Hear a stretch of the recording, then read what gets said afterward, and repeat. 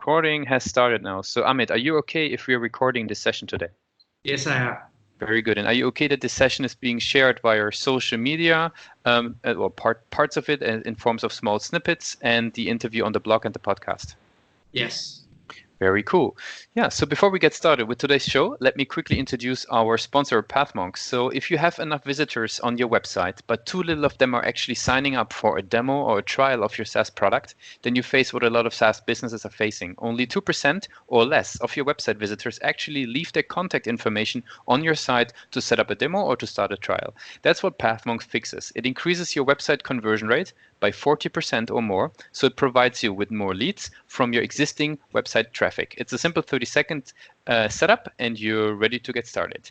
So welcome to the show, guys. Hey there, business owners, directors, and marketeers. In today's show, I'm meeting Amit AG from Richpanel, which is a very interesting company, and he's going to tell us all about it. I'm Lucas, your host, as always. I want to tell you a little bit about Amit before we starting into the show.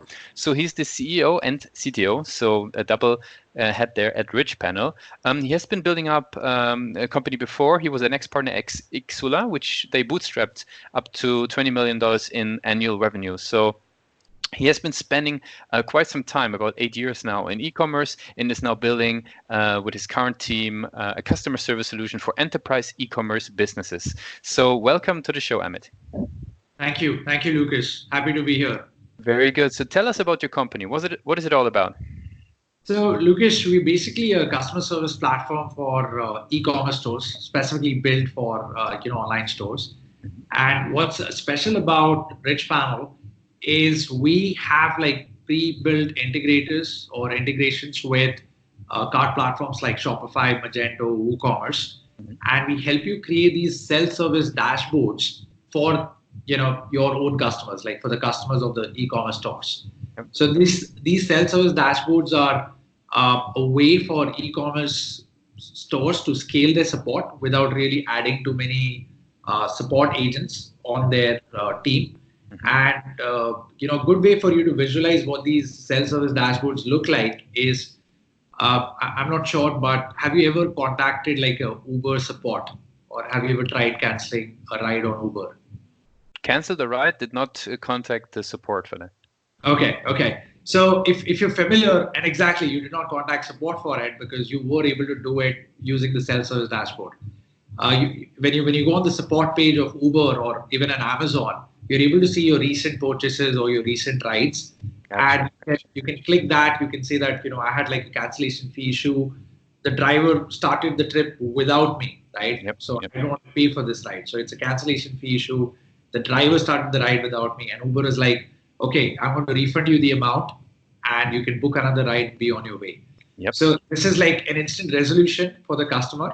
And at the same time, it is helping the store owners to scale, their massive growing audience without really adding more support agents who are needed to talk to customers for issues like.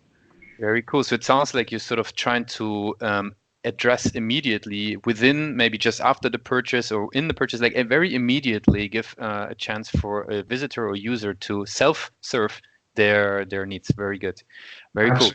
Yeah, totally get that. And it's very different than a regular FAQ or a knowledge base that you see. Yeah, totally get that. It's very dynamic. It's your own dashboard. You see your recent purchases. You can do cancellations, reschedule the delivery, change the shipping address, add a coupon code, or stuff like that. Those operations, you don't need to talk to support anymore. Yep. And in this day and age, people don't like to talk to support agents. They want like quick resolutions, right? Makes total sense. That's what we're doing. What type of companies would be using that dashboard as part of their support system? What would be typical use cases?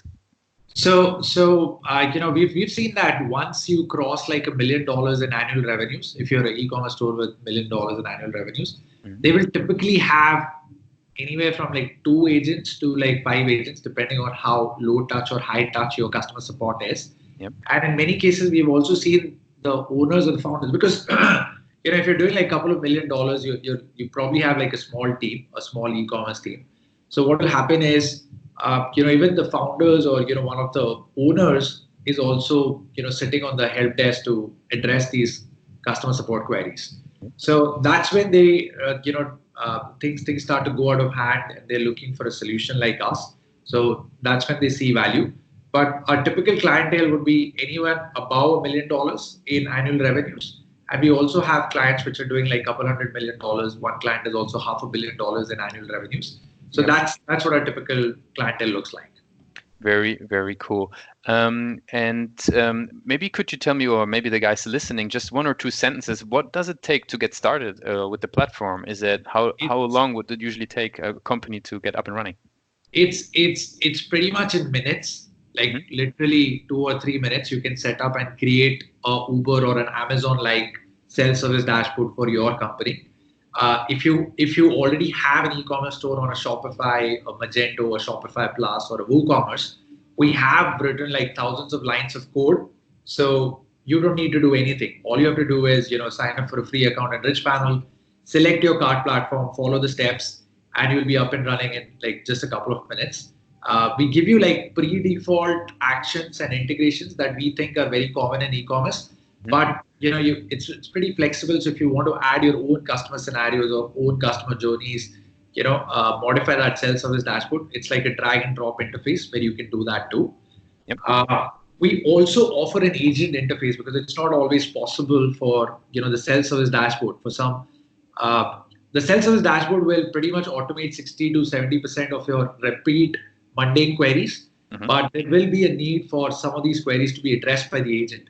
So when the query does come to the agent, we also offer a help desk which provides all sorts of context to the agents, so they know who they are talking to. They can see their e-commerce data right next to the messages, and they can like perform order cancellations, use order data in the responses, and Very help good. customers basically. So because sometimes the customer is also contacting you on WhatsApp. We also have like a WhatsApp integration. Yep. So or customers could be contacting you via email. So they're not going through the self-service dashboard.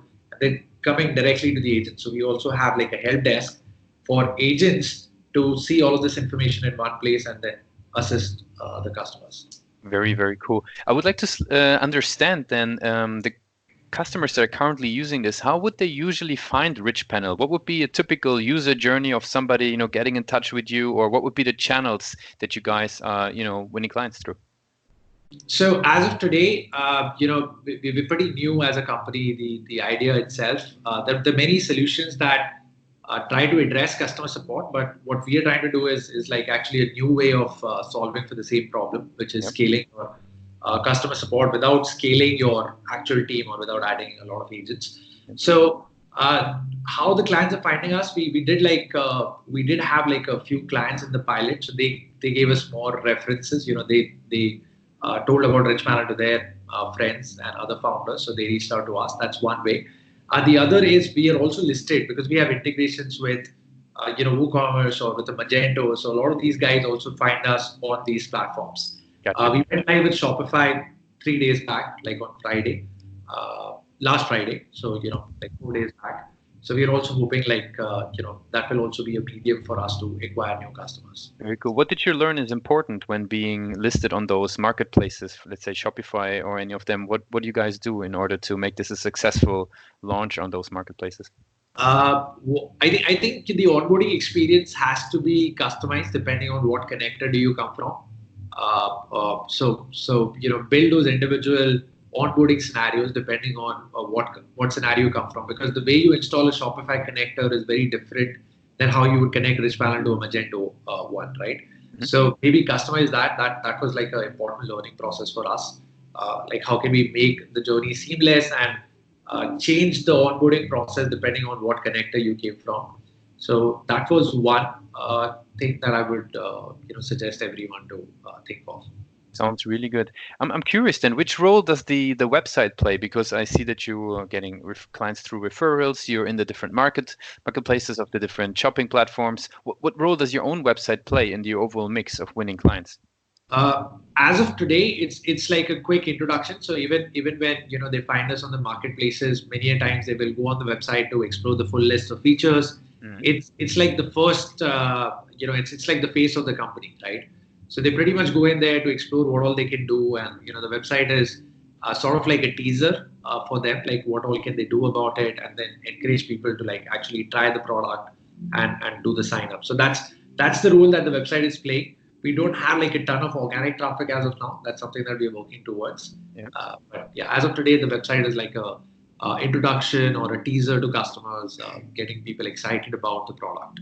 Got you. And in this early stage, are having a focus on any particular types of metrics around the website, traffic maybe, or conversions, sign-ups? So what is important for you when looking at your website? We are a very product-led marketing kind of a company. So, our internal metrics are also, how much of the product is getting adopted, like how much of the product is getting used. Like we have like so many productivity hacks in the system, but if they're, hidden somewhere in the platform where customers cannot find it, they become pretty much useless for us. Mhm. So for us, the way we track it is like how many conversations are we facilitating, how many conversations are we automating, are we able to improve the first response time for the customers, and basically all of these retailers are spending a ton of money in acquiring customers, but very few of them are doing a very great job of retaining the customers. So Gotcha. how can we help them in that process? How can we help them in retaining these customers? Creating that that peace of mind for the customer that hey, whenever I buy from this business, I don't have to worry about after sale support or customer service because they have like a awesome dashboard where I can do like a lot of things. Or even when I contact them, they seem to have like a lot of context about me and give me like a personalized response. So our metrics are all around how can we make the customers of our customers content, happy, increase or drive repeat purchases. How many conversations are we facilitating? That's our focus. So our belief is we do this right, the new clients will automatically come or sign up. But the Yeah. focus is to make the existing clients happy. Gotcha. And, So do I understand from this correctly that on the website you don't look at any particular metrics currently as the traffic to your website, the conversion rates? Is that sort of no, not? absolutely. We do look at it. We do look at it. The traffic on the website is low, but the website converts at about 4.5, 5%. Oh, that's very Of good. them. Yeah, but the traffic is very low, and these are like high intent people coming from marketplaces or Gotcha. app listings. So they're pretty serious about the product. Very, very good. Was there any challenges that you were facing in order to, because you mentioned that 4.5%, any challenges that you overcame, anything that you learned on how the website has to be improved in order to maintain or increase that conversion rate? Actually, it has been pretty much standard, so it would be not fair for me to take any sort of credit. It's been pretty standard from like the day one, from the time that we've launched. We've seen that kind of a conversion rate. It fluctuates between 3% to like 4%. Now it is like 4.5%, but Gotcha. there's not something great out of the box that we've done there. Okay. In fact, our challenges are more in the top of the funnel, like putting more people there, getting found. Those are the kind of challenges that we have. Yep, makes total sense. And how you're addressing them at the very moment? What you're thinking about in terms of increasing the top of the funnel traffic? That's a little tricky. You would expect me to know it, but the thing is that most of the customers don't know a solution like this exists, so they're not explicitly looking for it, right? They're not looking like, hey, I want like a Uber kind of a customer support for my team. Amazon customer support for my team. They're looking for regular stuff like, okay, I want a help desk or I want like a live chat tool or I want something of that sort. So the major challenge for us is to how do we create a category or create a niche for ourselves, and yeah, we have to do content marketing around it, and we want to own, we have to own self-service dashboards for e-commerce stores or self-service dashboards in general. So that's going to be our next focus now, to kind of build this category for ourselves. Very cool. In terms of you as a founder, maybe you can tell me a little bit about the very beginnings of the company. Like, how would you have found the first 10 clients? Like, what was the way you were sort of, from 0 to 10 clients? How should we imagine that to be like? Sure. So actually, it was a little easy for us than most businesses because I've spent like 8 years working for an e-commerce agency, which was pretty much doing like technology, which was doing like merchandising and customer support, whole gamut of services, me and my partner both. And through our previous experiences, we've had the opportunity to work with some very large, e-commerce giants in the US, including the likes of, Wayfair, Bed Bath & Beyond, Staples, Home Depot. So we worked with a lot of these brands, and we did work with a lot of smaller size, like $10 million, $100 million businesses as well.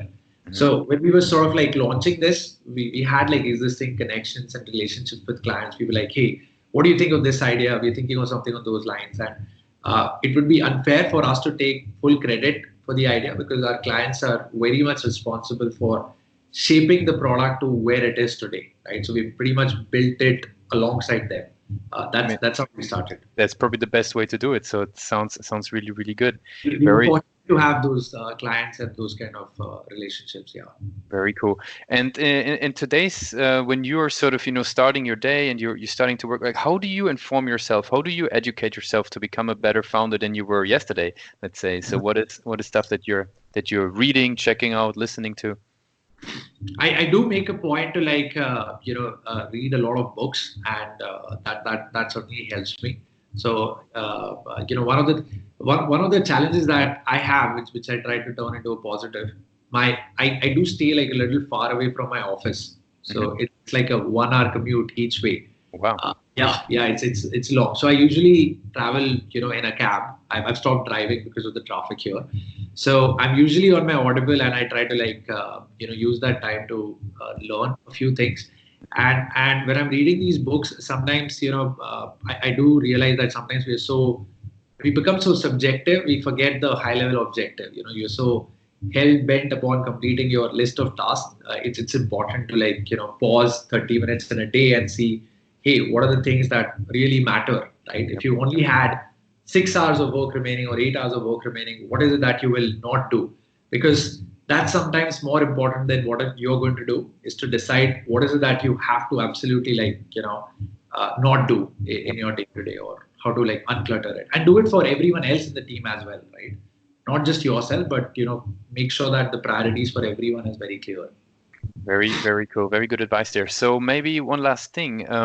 If you would be going back into the early days of Richpanel, so when you just started, you just were talking about the first, with probably the idea with a couple of the guys that you mentioned there on the e-commerce companies. What would be one advice that you would give yourself? What did you learn in the last couple of weeks and months that you think you should have done different, or it was exactly right that you did it that way?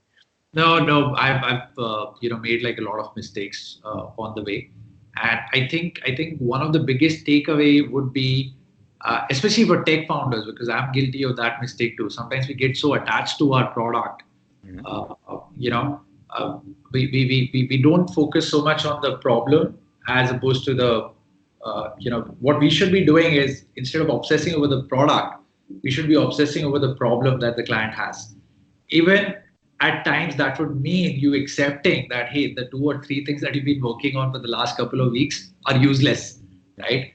It does take a lot of guts and courage to be able to do that, because you're so attached to the things that you're building, because you think, hey, this is pretty much awesome. But when you listen to your clients, right, it's very, very important to be listening to your users, to everything that they're saying and everything that they're not saying as well, to be able to see whether you're really adding that, order of magnitude value to their business, right? And that's when you will have like a good product. Everything else will become very clear after that, and not ignoring competition, not ignoring market dynamics. We can't be like hiding problems under the rug. You have to like accept them face on and say that, hey, I don't have an answer to this. Let me go back, do my homework, and like come back. I don't have an answer, and sometimes it's okay to not have an answer. Makes total sense. I mean, I really appreciate you being transparent there and sharing your journey with Richpanel, how it all emerged from being part of the e-commerce environment with large companies in there, and now how you are basically using your free time, not really free time, your commute time to educate yourself to become a better founder, and really, really working close to what the actual customers want, instead of sort of focusing on the problem rather than the solution. So really, really, really good. So Amit, I really appreciate that you've been part of the show today. So thanks for coming to this episode. Thank you, Lucas. It was nice speaking with you. Thank you for having me.